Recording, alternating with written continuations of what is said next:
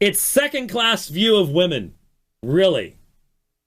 Really, second-class view of women. I mean, this is borrowed. This has to be borrowed from some really cheesy, shallow atheist website.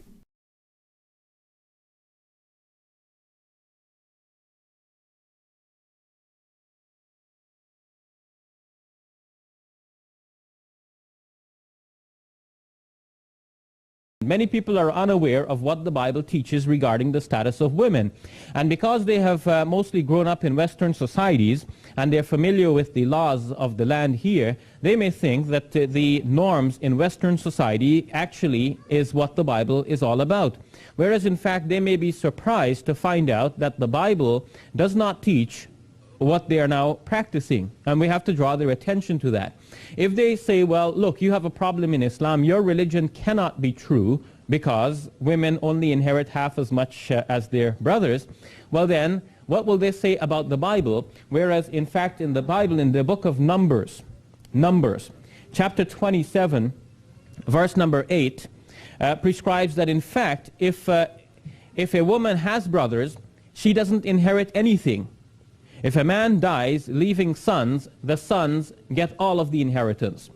The only case that a daughter can inherit is when the son does not exist. If she has brothers, the brothers get it, she gets nothing.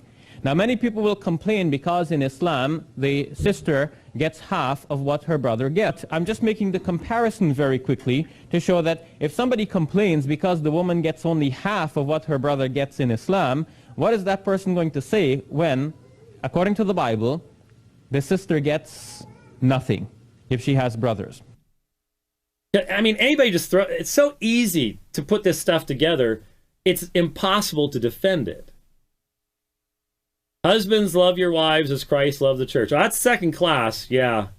Moreover, according to Numbers chapter 36, verse number 6, 36, verse number 6, if a sister, a daughter, inherits in this way, because she has no brothers, she is then compelled to marry within the tribe. She cannot marry outside of the tribe, because the idea is that if she were to marry outside of the tribe, she would then be taking her father's money and transferring it outside of the tribe, and that is not right. The money of the tribe should remain within the tribe, and therefore if she inherits in this way, if she had no brothers, and therefore she inherits, she has to marry within the tribe.